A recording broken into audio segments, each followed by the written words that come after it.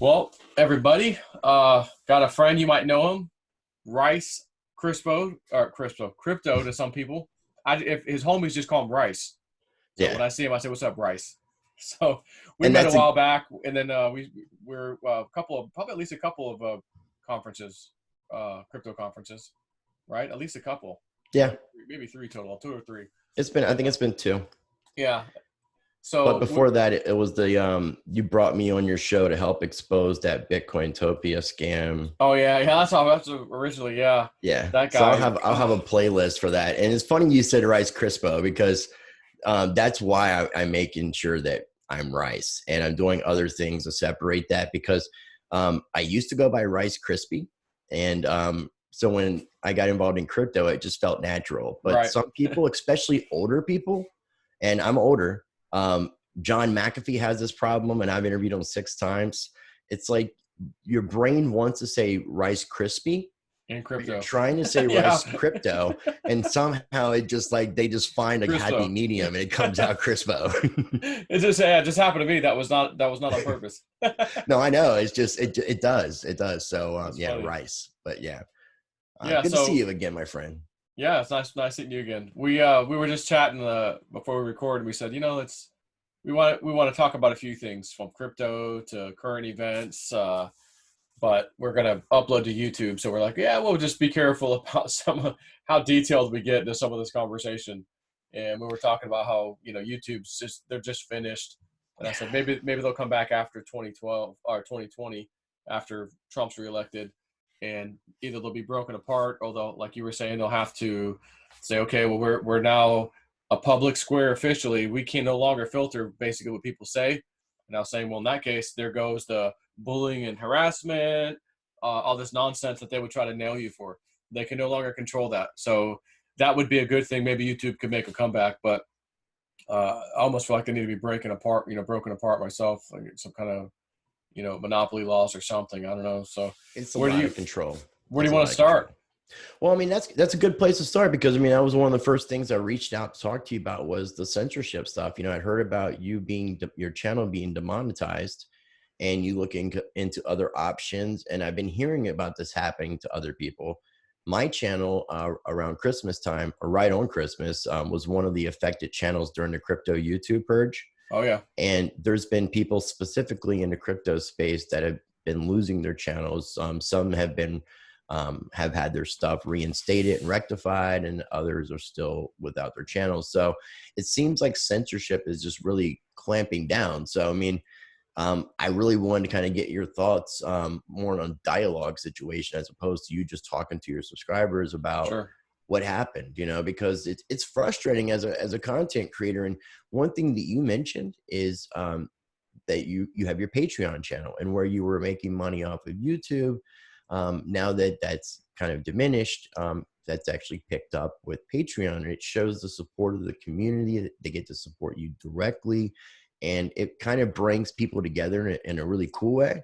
So I have a Patreon channel myself, so I encourage everybody watching this, not only make sure you're subscribed to both of our YouTube channels, but also make sure you're being a patron on our Patreon channels, and so you can support us directly. Because I know Snippy's putting some really cool content up, and I'm trying to put up early access, also things, because that's the thing that we talked about before we started. Are we gonna have an unfiltered conversation and put it on Patreon, or are we gonna kind of try to be like we're having church language almost, Yeah, and do this for the general public?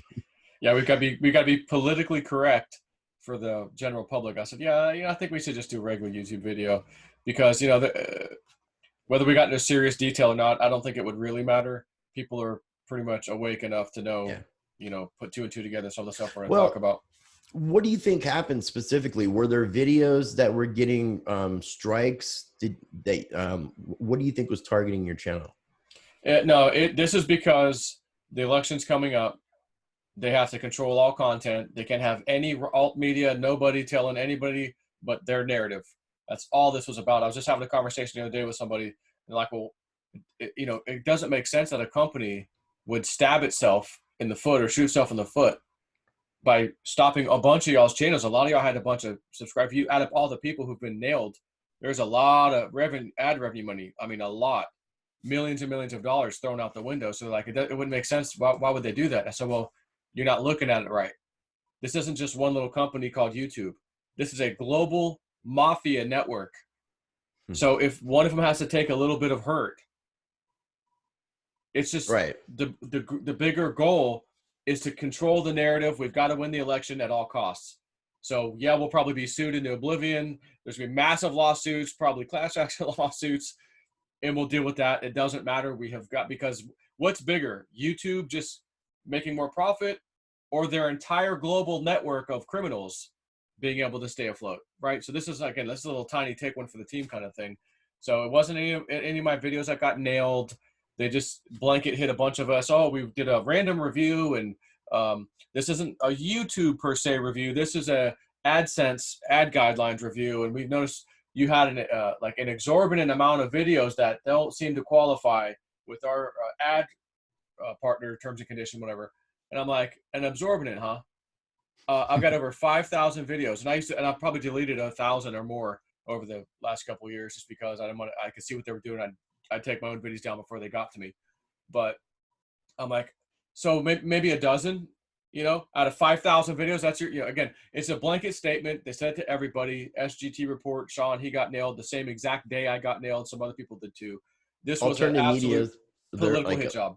independent media people like We Are Change, World Alternative Media, they've also been affected as well. I mean, I'm not really making that much money. News Network, that was a big one. He had 1.5 million subscribers. He got nailed. It's crazy to think about, man. And I know I know you're using BitChute, and I suggested library to you. I mean, there's so many different platforms out there.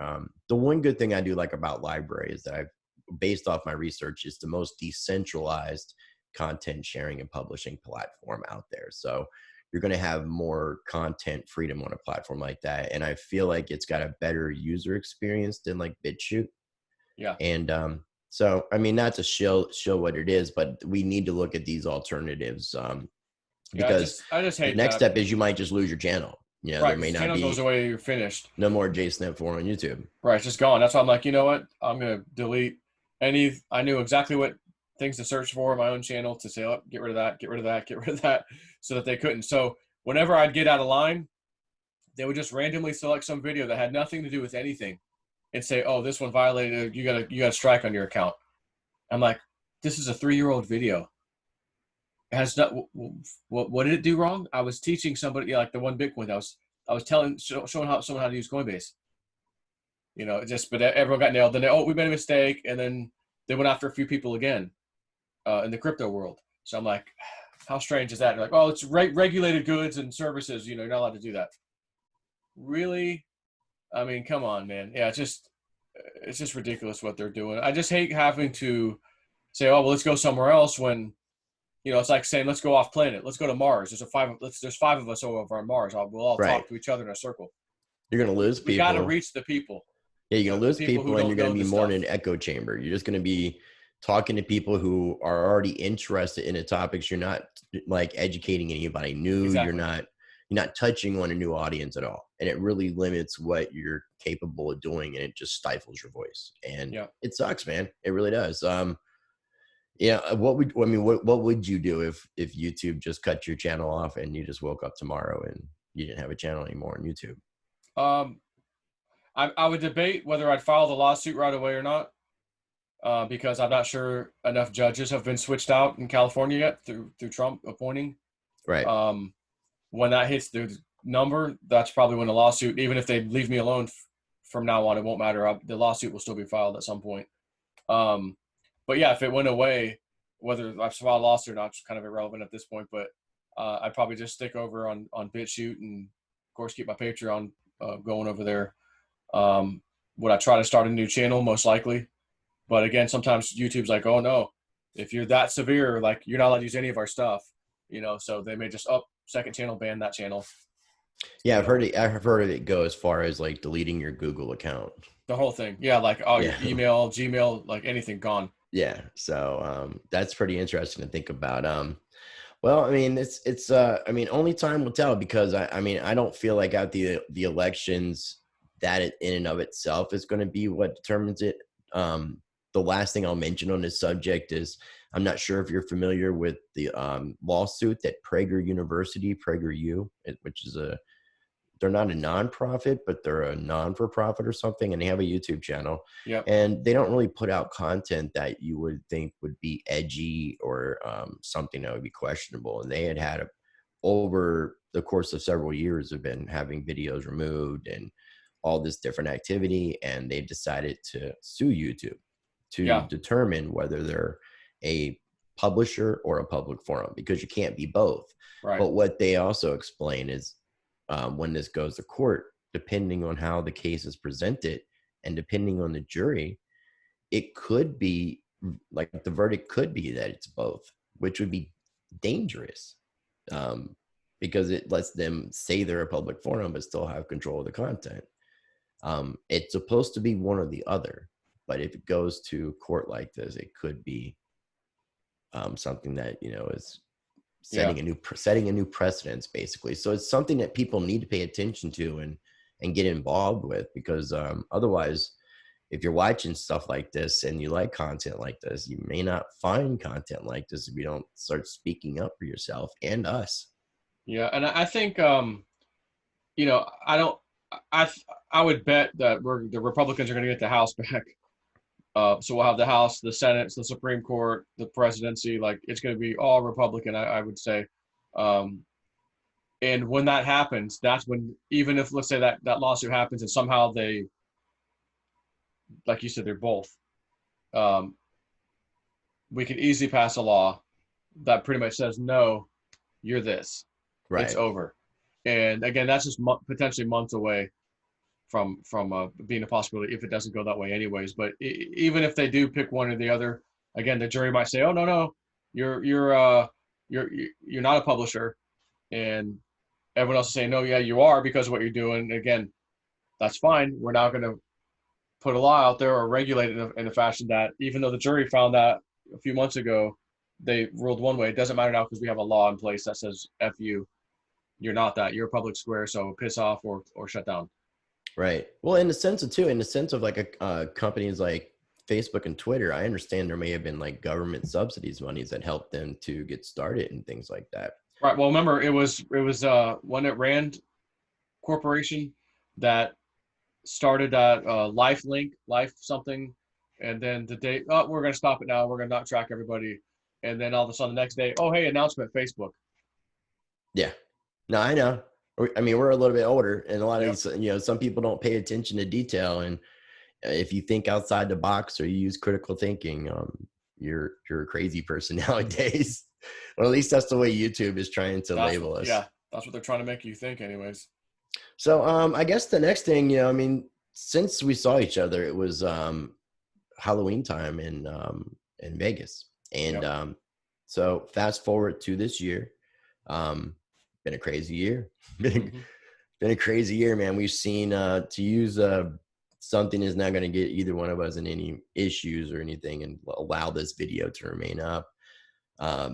The issues that have happened regarding diseases, and then going into the economic situation, and then the death of George Floyd, which resulted in protests and riots, and it looked like there was a lot of bad and good activity from police officers, and it looked like there was a lot of bad and good activity from protesters, whether agitators that were paid or civilians out there just, you know, trying to protest. And everything just got all misconstrued all the way around, from the disease to the economy to the death of George Floyd to how those things were covered.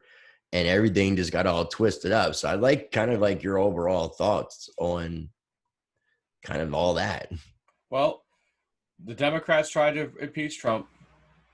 Immediately upon that failing in the Senate, okay, COVID comes out. Okay, fine. It starts going away. They want mail-in ballots. All these Democratic states, we got to do mail-in ballots. Mail-in. Wait a minute, dude. Relax. The election's in November. Why are you panicking to send out mail-in ballots right now? And of course, we saw, oh, that box was stolen. That box, there's 5 times as many as over there. Someone at the housing, renting a apartment, they got a massive box filled with them on blank ballots. Like, it's total fraud. So that's being exposed.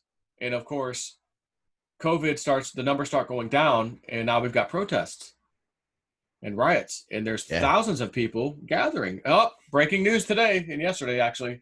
Oh, hospital visits are up now. People got COVID. There's a second wave.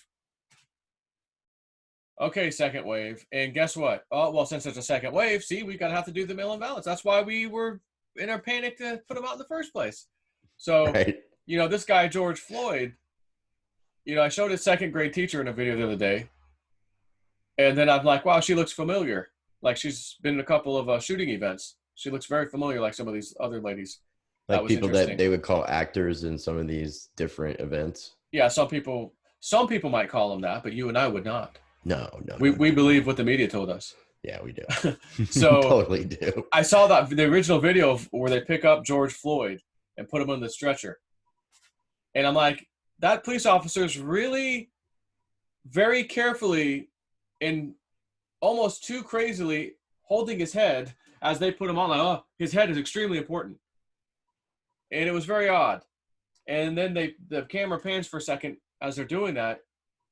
And you can see the other guy's hand, the other police officer's hand by what would be George Floyd's knee. And then an interesting thing, you would expect to see a leg coming out this way, and there's just nothing.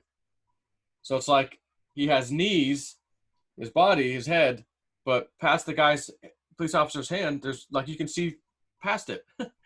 So it's like, where did his legs go? This is a guy that was 6'5", a pretty bulky dude. He doesn't have little stick legs. Like, yeah, I've never noticed that part. So it's like at the one video, it's like 25-second video. It's like right at 21 seconds. But what I did notice is when the ambulance came, is that there were no paramedics. There were more police officers in different uniform. Yeah, and at least volunteering for sheriff's office. And then it seemed like the two officers that were on the scene, the Asian gentleman and the gentleman that was choking out Mr. Floyd, they had, from what I could tell, different badges. They didn't look like they were even like of the same unit, department, or anything. Like, one might have been a sheriff, one might have been right. I don't know. And then the guys on the ambulance were in tan uniforms. It was very weird. You can see the bulletproof vests on them. So EMS workers do not wear bulletproof vests, and police officers do not exit out of an ambulance ever. Again, I was a volunteer or drive for 5 them. years. It's usually they're private companies. Yeah, most of the time they are private companies. You have a driver, passenger potentially, and then the guy in the back, or sometimes just the two of them. Yeah. But like, that's not normal. It's just very, these very little odd. Things that people don't pay attention to because everybody's getting all angered about the fact that somebody was killed cruelly. And basically it was just police abuse. And so that just kind of that made people very emotional, and that emotion just overclouded everybody's judgment into looking at the little things that like 9/11. Right. When that happened, you didn't question anything. It was just, oh my God, this happened. Yeah. And then when someone brought it to your attention, hey, look at that. And you're like, oh, damn. Well, hold on. Whoa, wait a second. That doesn't make, okay, well, Building 7, what's Building 7? Oh, you don't know about Building 7? No, what was that? World Trade Center 7, Salomon Brothers building. What about it? Oh, it came crashing down, straight down, just like the Twin Towers did that day. Wasn't hit by a plane. What? Yeah, go look. Did you go find the video of, holy crap, why didn't I hear about this? How did I not know about this? Well, again, mainstream media made sure you didn't know about it. So, yeah, time's going to have to go by, and I think people will start to look at this and say, wait a second, hold on a second. Well, that doesn't make sense. They work together at a nightclub. They didn't know, they're not talking to each other like they know each other? What? Have you heard that too? That they were both security guards at the same nightclub? The cop was there for, I think, 17. I almost think they're trying to troll us, but 17 years. And I don't know about the other guy. They were both in the adult film industry. I didn't both know of that. them. Okay. And I'm just like, and then all of a sudden this guy comes out, well, I'm his twin. They call me the twin, and I'm his twin. Dude, you're a spitting image of him. What's up with that? So it's just, I guess it's one thing after another that nothing just adds up with this whole thing. But of course, like Corona, as long as they want you to think it's real and act like it's all real, then it's real, I guess.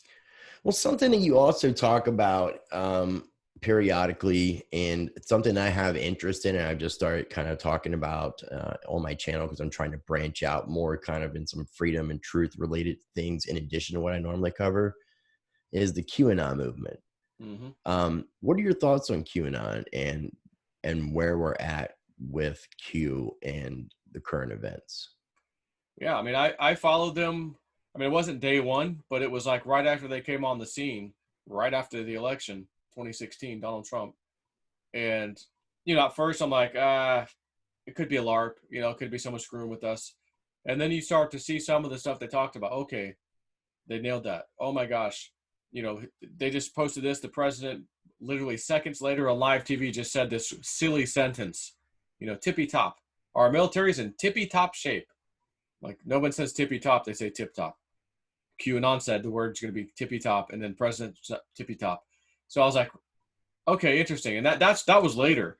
But, they started posting some of the pedo stuff and these elitists who were in it, Jeffrey Epstein and these kids and all this stuff. I'm like, yeah, if that was dark a stuff, LARP or a bad, someone trying to co-op something, that's off limits.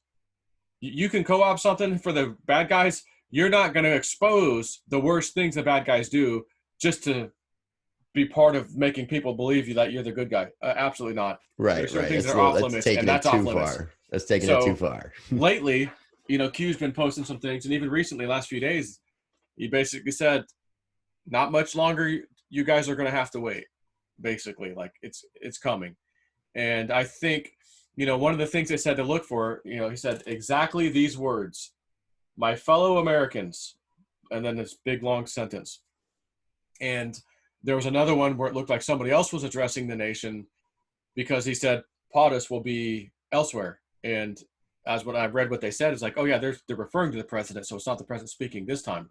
So the other day, literally just a couple, 2-3 days ago, president comes out, and maybe one of the only times I think he's ever said that word or phrase, my fellow Americans, and we're all like, oh. And then the rest of his sentence came out, okay, it wasn't the one we're waiting for. However, he said the first part. So it's, to me, that's like, hint, hint, wink, wink, it's coming. And then just days later, we have Q basically who flat out said, you're not going to have much longer to wait.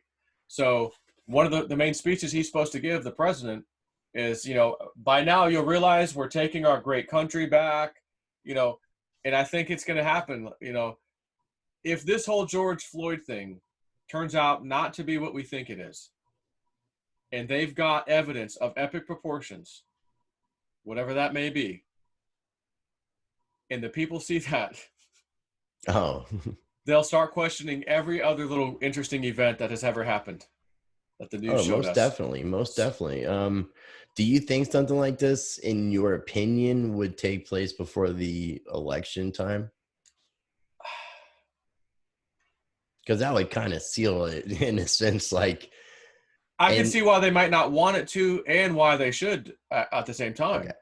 Okay. How many people are awake to recognize, oh my God, he just did it. Like you and I and all of our followers are people. He just did it. No questions asked. Done. We knew that thing over there was a fraud. They just exposed it. Now the Democrats are finished. Arrests are going to happen. The average person who doesn't know, well, what is QAnon? What's that? Yeah, but I think the average person right now is starting to question things in general, which is getting them in that direction. Like, some people are starting to question our monetary policy. Some people are starting to question the stock market because they see all-time highs on the NASDAQ right now. And we have 30 million people unemployed with no economy. Like, how does that work? If you just do the math behind that, it doesn't work. There's something happening, manipulating it behind the scenes. And for a stock market to go up, people have to be buying while the prices go. You gotta have to have buyers and sellers. Right. So if all these people are out of a job right now, who the hell decides now's the time to take this money I need desperately because I'm on unemployment and I'm going to dump it in the stock market? No, it's all. I need to survive right now. I'm in survival mode, so I got to stock it away, slow down the spending, cut off a couple of these bills. Like, again, the whole thing's a fraud. The Yeah. whole thing's a fraud. So yeah, I agree. People are starting to look at this like, what the hell's going on? But I think at the same time now, because of what's happened, wait a minute, all these Democrats, all you guys, health experts, especially the health experts, you guys said social distancing, wearing a mask, 6 feet apart, and now you same sons of guns. Did I just hear you say it's okay to go protest in the hundreds and thousands? That's okay. You said that's okay. And again, funeral, I can't go to a funeral, but my family member died. Well, apparently But it's the cure, and they knew that, and they just didn't want to tell people that. That they knew that going out and protesting and rioting was going to be the cure for all of this. yeah, They just didn't want to encourage violence. yeah, It's- it's they, just, they were doing it out of the kindness of their of hearts course, for yeah, of course. humanity. And You I know saw that, this Joe. one of the Q posts just a moment ago, actually, right before we started chatting, was a link to Candace Owens on Twitter, and she's like, "Look at this! You need to watch this video.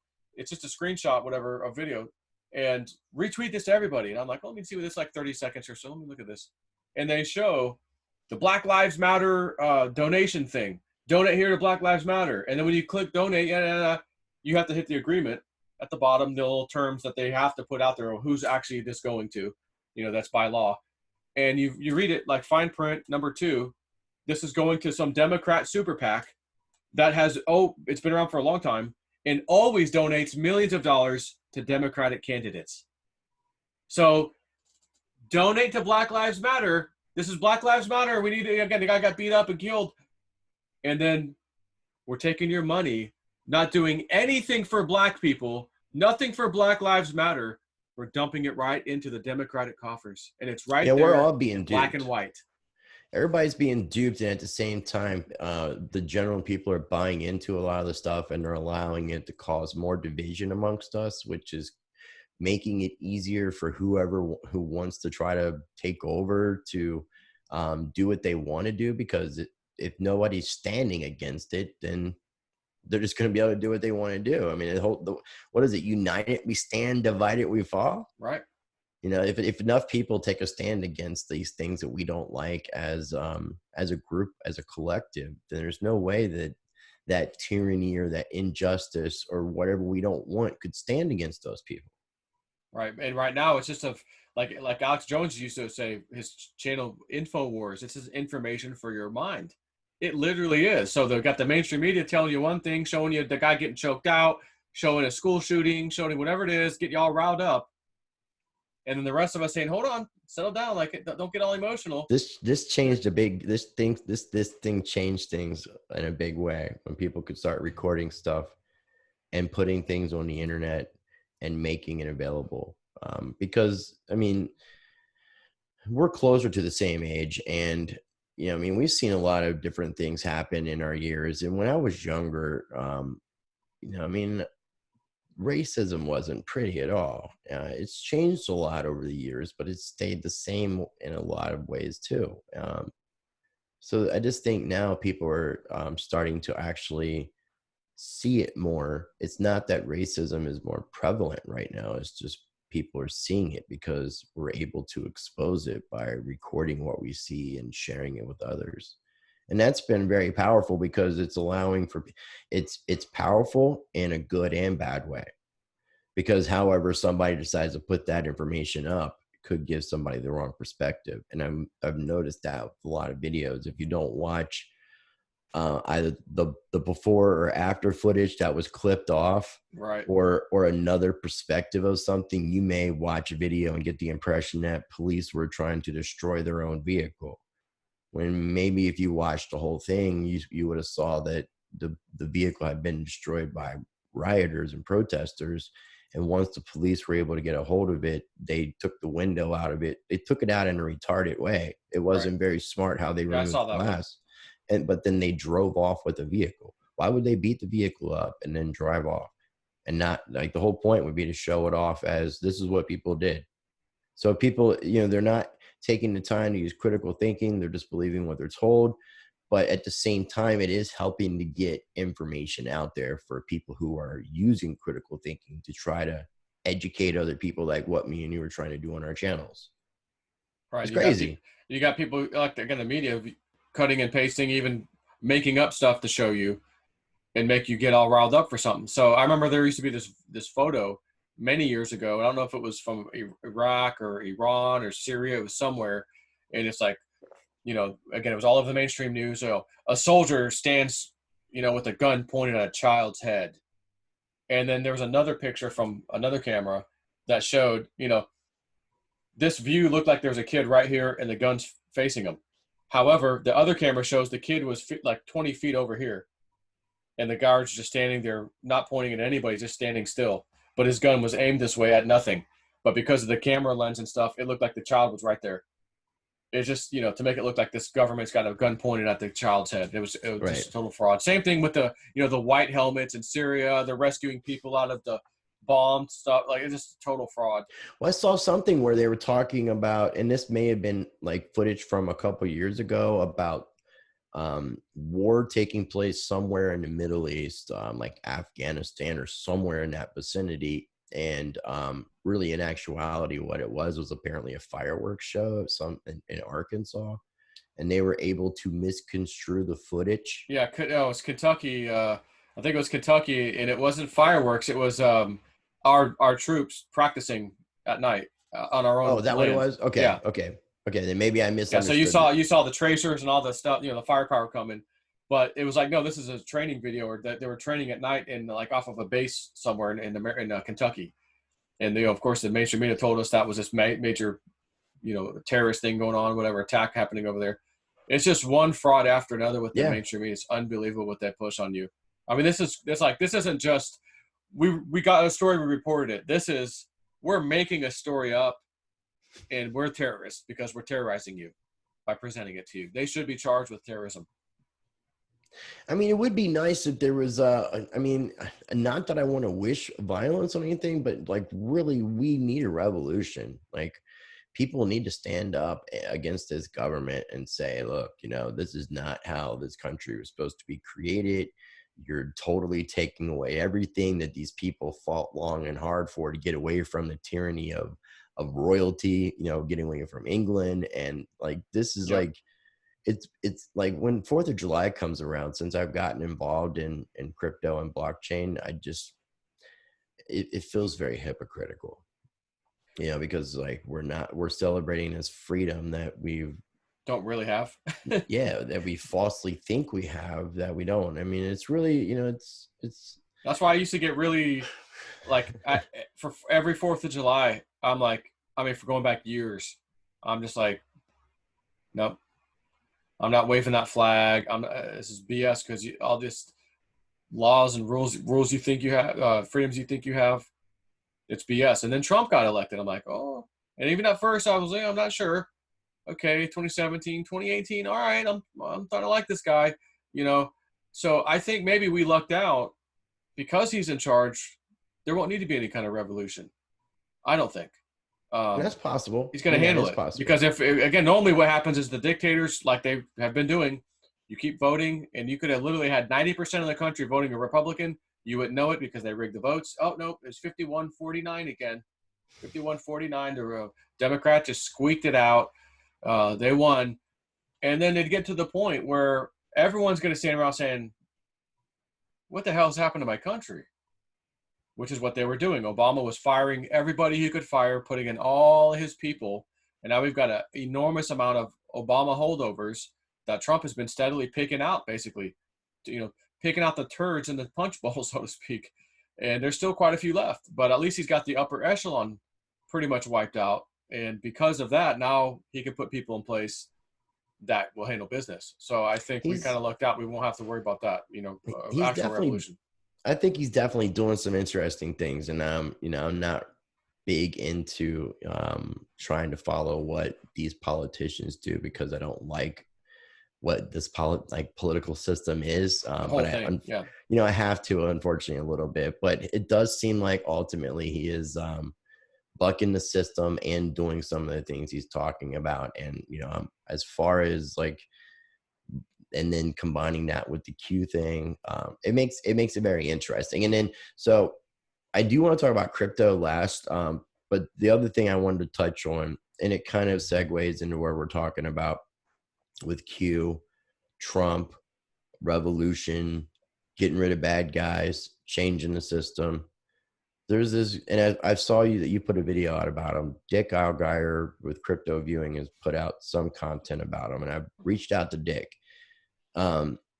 This guy Joseph Greg Howlett, who's claiming to be the king of England. Yeah, John the Third, whatever, King John the Third. Yeah, that would be his king name. Would be King John the Third.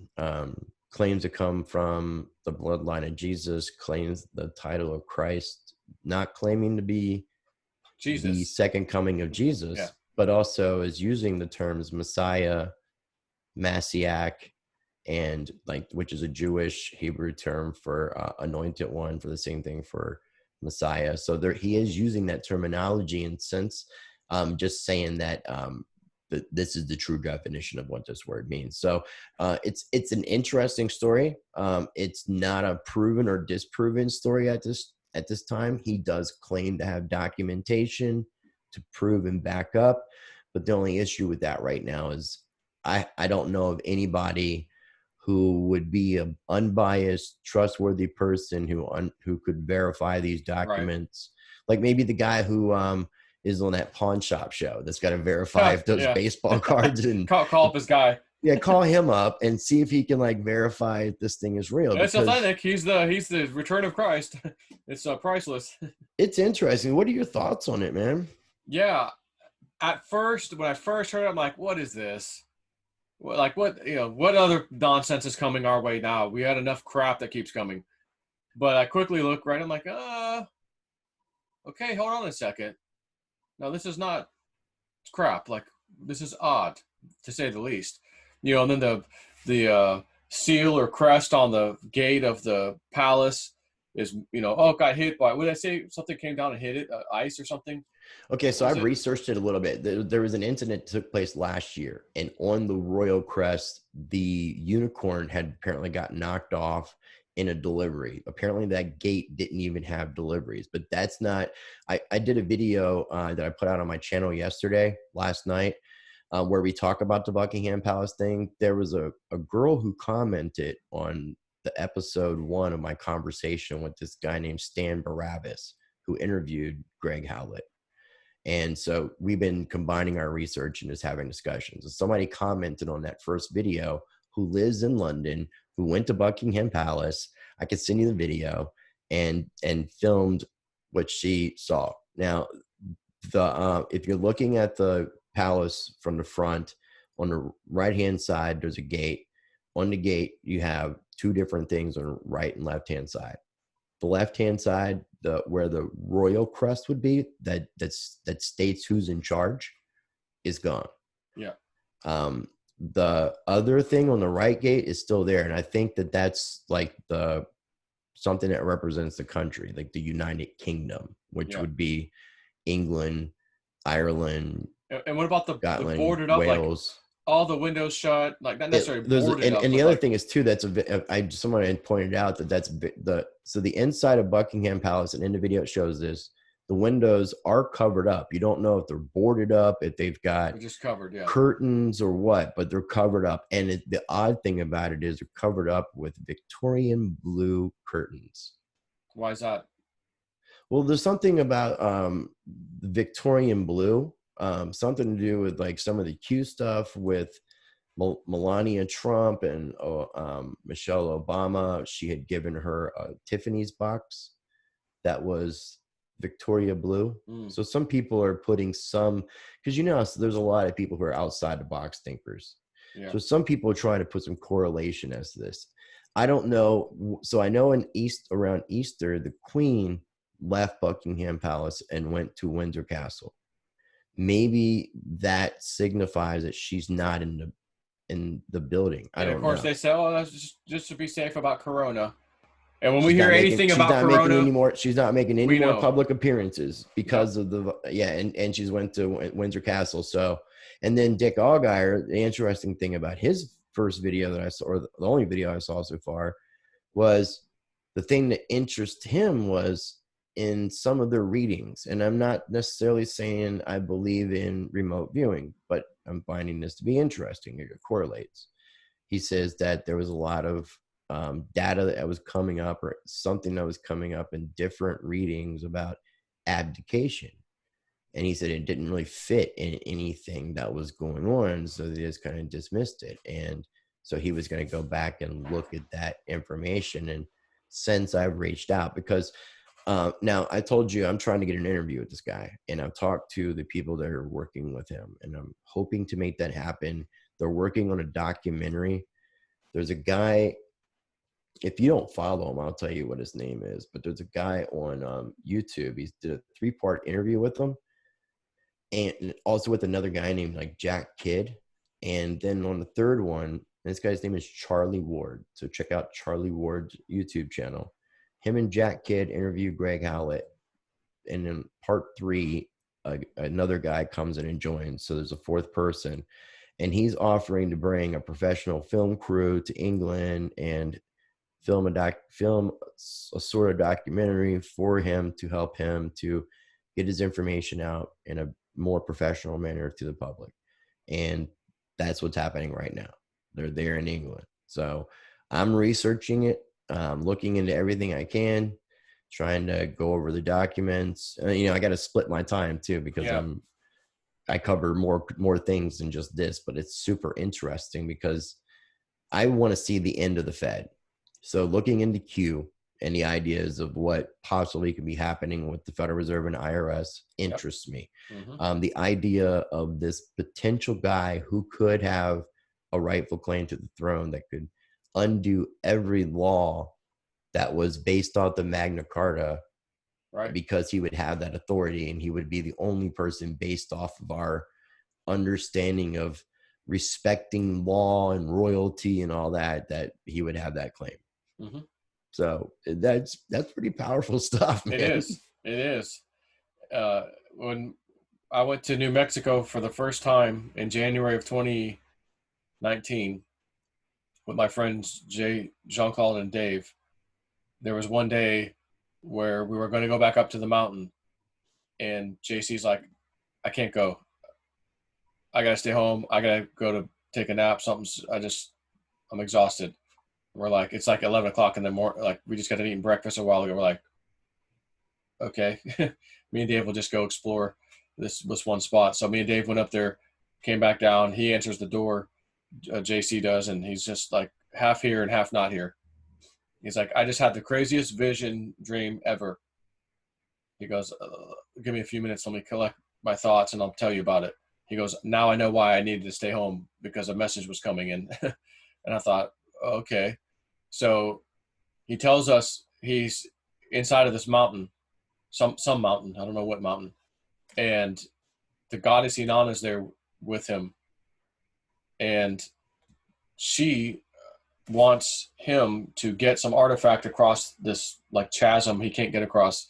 And there's like this gigantic sarcophagus. So he didn't know which one she wanted. So he's like, I had to use my mind power in this dream to move stuff. So he goes, I pick up this big box and then I drop it on accident, and the mummy comes flying out. I'm like, oh my God, I'm so sorry. And she's like, oh, that's just bones. I don't care about that. The little box next to it, that's what we need.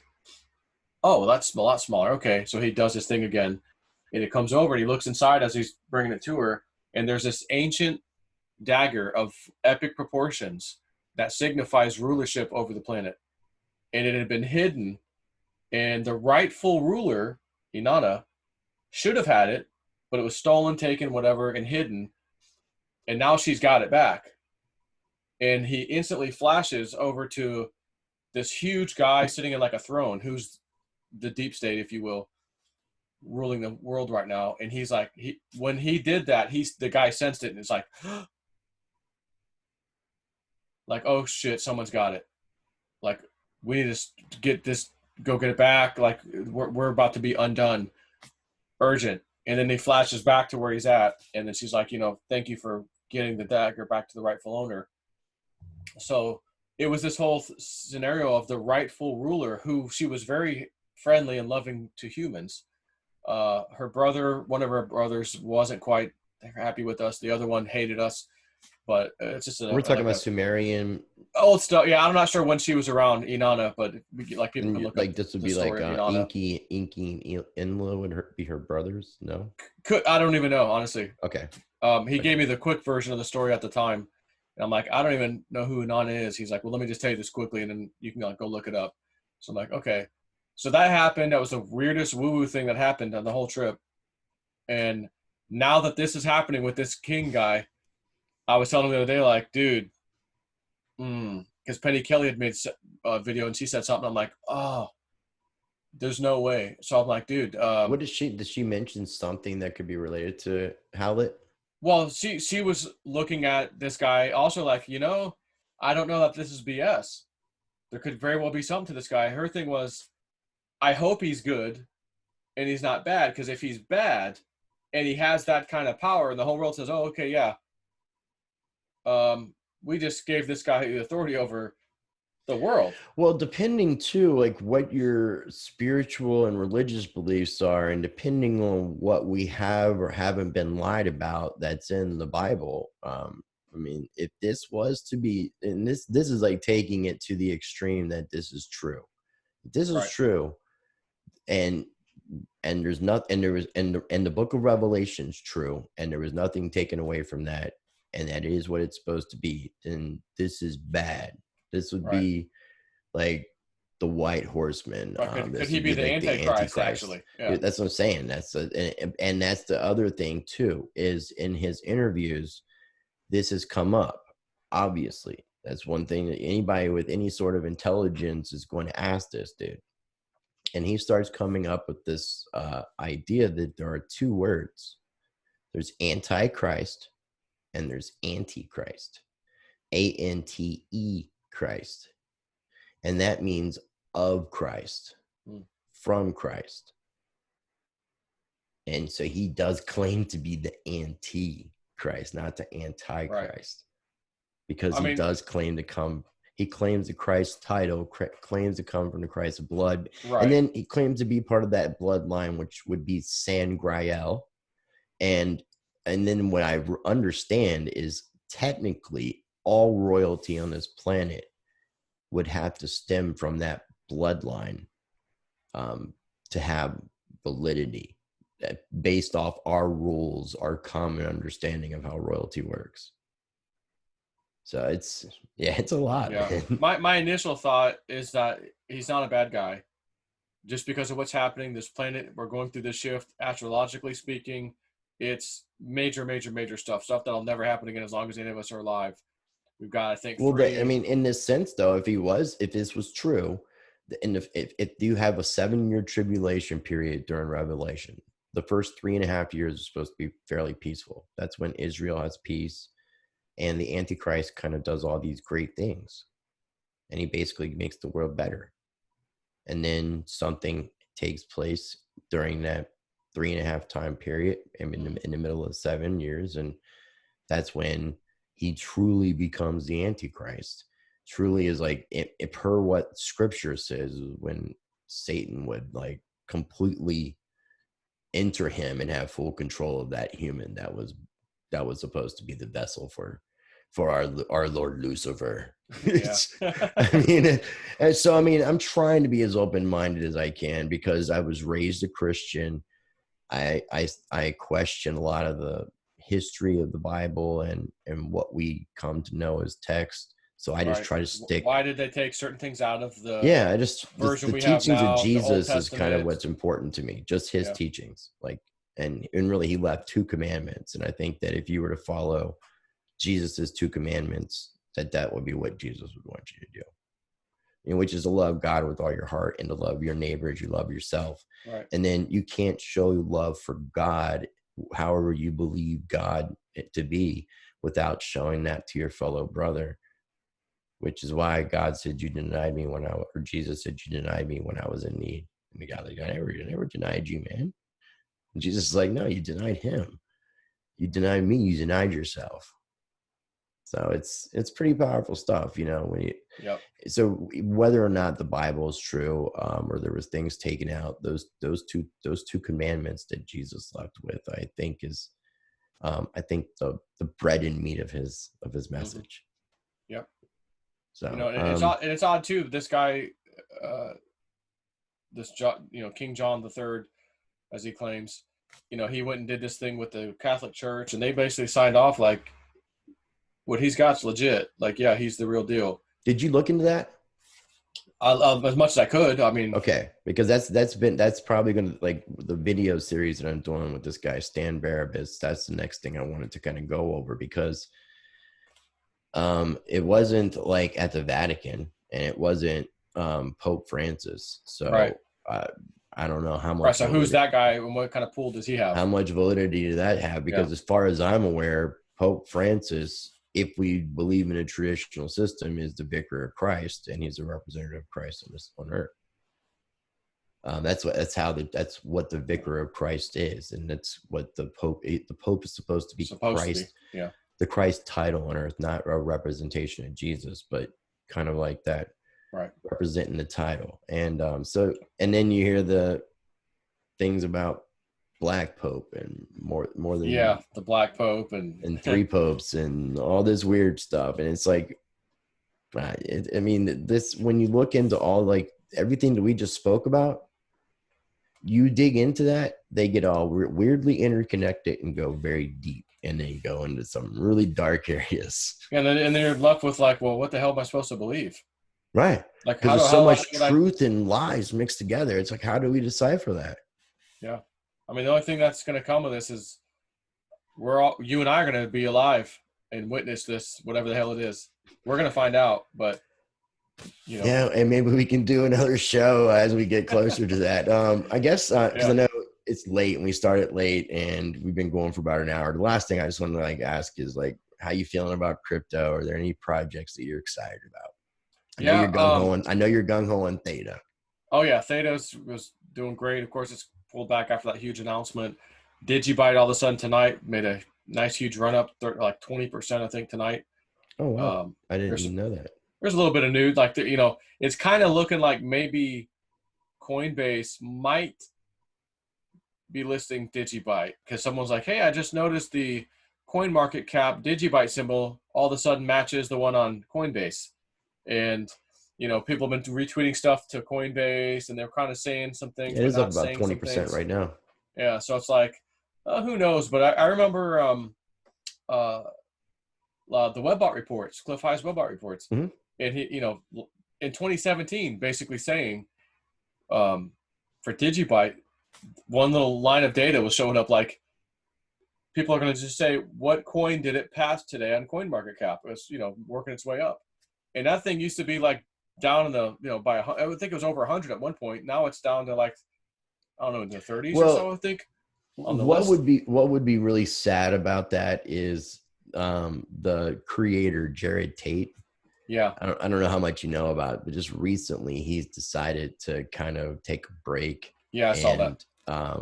And a lot of it too is he's kind of upset with a lot of people coming in there wanting that pump and dump and wanting money out of it, and not looking at the long-term vision of what the disruption that Digibyte could help bring. And then also that the mentality had shifted more from this libertarian anarchist mindset to people that are working within the traditional system, trying to keep it relevant.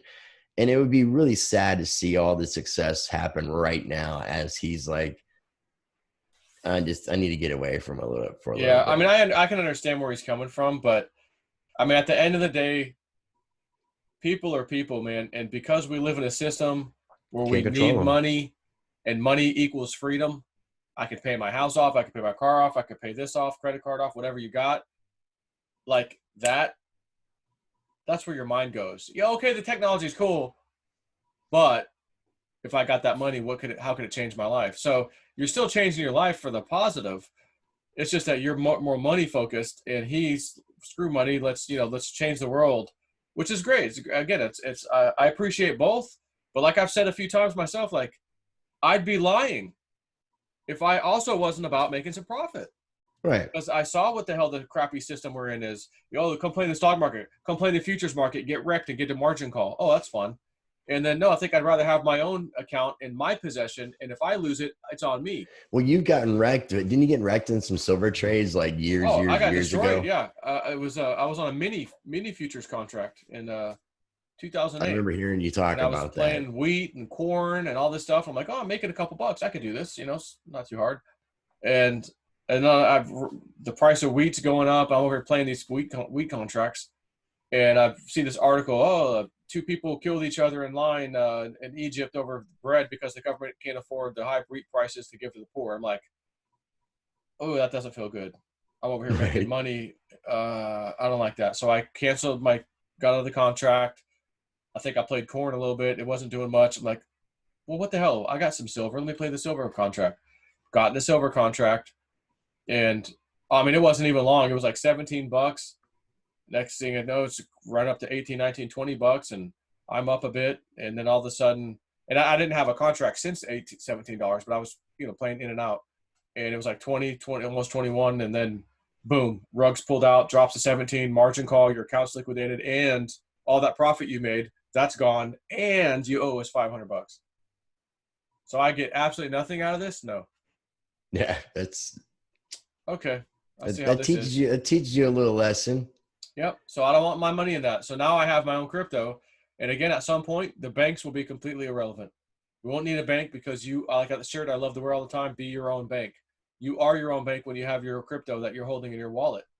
Yeah. Because I can send it to you right now. Oh, you do a wire transfer? In other words, I'll send you some crypto. Done. Like, I was at a bank earlier with this guy I know, Wells Fargo, and I'm like looking at this stupid social they're out of control with social distancing right now at the banks. You can't even come inside, call this number, 1-800 number, and stand on hold My bank's the for same way. 100 days and then pick a time where we can come. No, open the effing door and let us in. And he had to deposit this check that was 5 digits. And I said, well, usually 5,000 of it will be deposited in about 3 days. Because I remember doing this one time with like a Google check one time when I had some websites back in 2005 that I was doing the AdSense thing on. And I got this huge payout in the first month, a bit more money I ever saw in my life for one paycheck. I was like, whoa. And I realized, oh, there's actually a limit where they'll catch it and deposit in 3 days. And then you have to wait another 5 days for the rest of it to come in. I'm like, well, that's odd. So first time I learned about that. So we're over there. Anyways, he had to go experience that today for his, where, okay, it'll be in there 3 days and the rest of it 5 days. And it's like, Jesus, if this was just crypto, like, get out of my way. You guys are slowing us down. You're aggravating me. And I'm going to come in here, got to have a mask on. Well, if you don't have a mask on, we got chairs 6 feet apart. You guys, please, guys, spread out. Dude, we came in together. He was at my house. Like, no. I would have been like, no, we're lovers.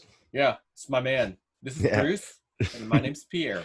You got a problem with that? Yeah. You might get another lawsuit.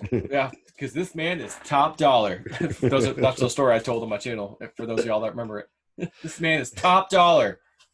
You do that so well, too. Thanks. I know you're friends with Ben. Are you familiar with the like Divi?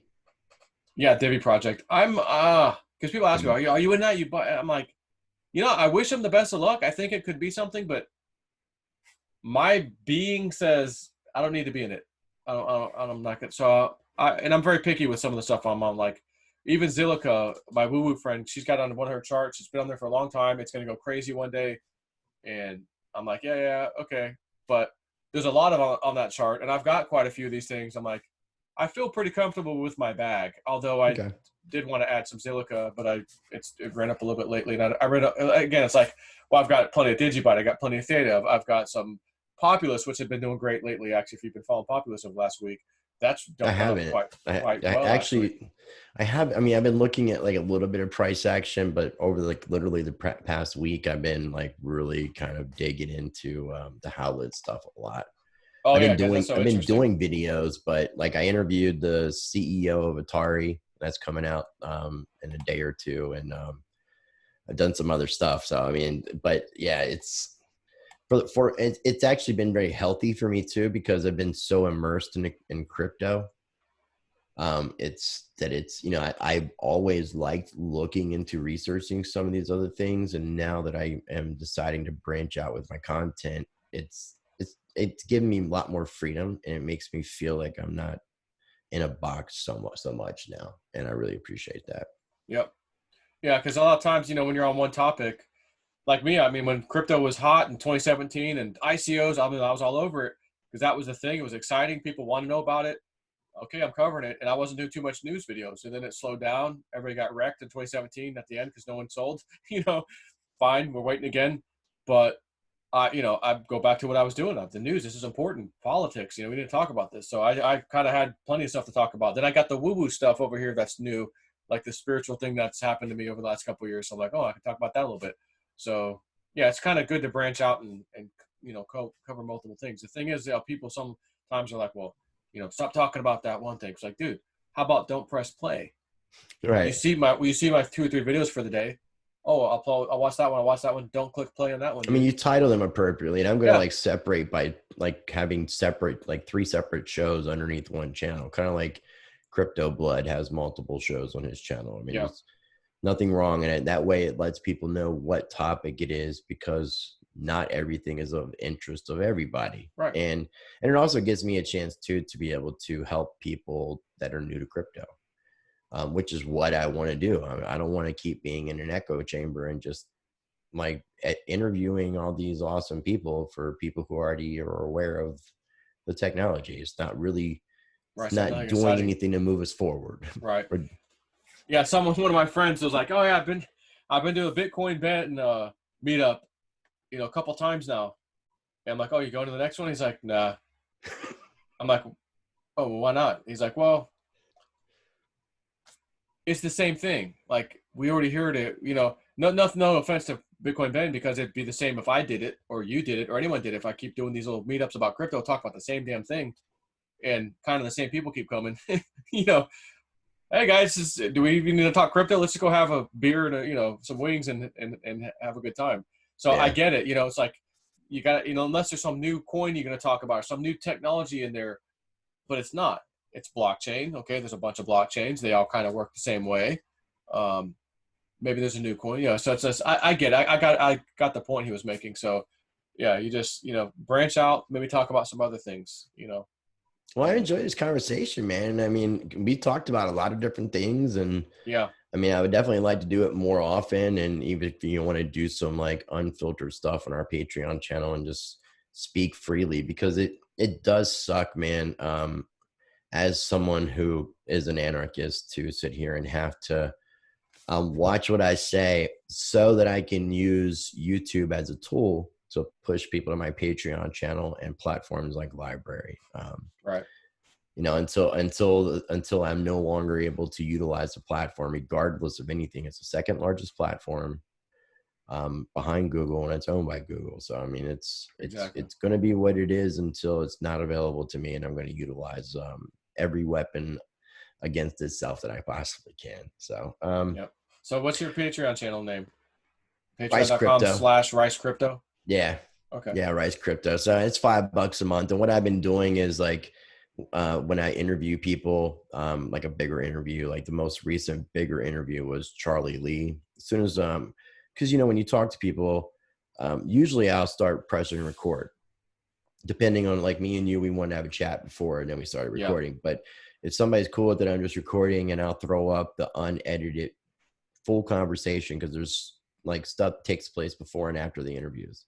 And it's easy to get up, and it gives people kind of a different look at the conversations that I have with people. And then $5 a month, and then I post up unfiltered conversations with people that where I don't have to worry about censorship and stuff like that, and vlog videos on how I feel about certain topics. So I'm just building it up. It's new to me to kind of shield myself, but I'm going full time in the space, and I've got to look at it as a job. And yep. I think, and the more I realize, I think I was being harder on myself than people look at it. Yeah. Well, it's true. Me too. Like I was telling you earlier before we recorded, I was in IT for a long time with the same company since 2005. And this past January, okay, I'm out.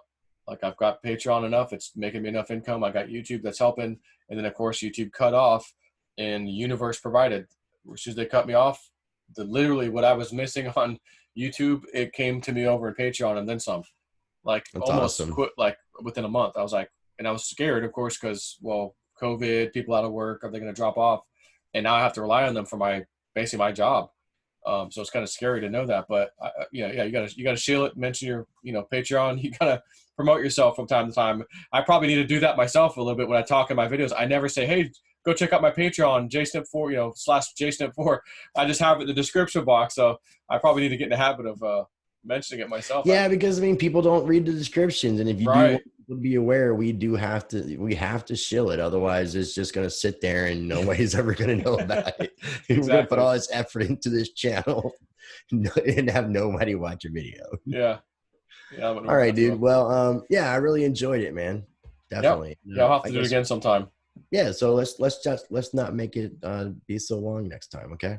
Yeah. Sounds good. All right. All right. Till next time. See ya.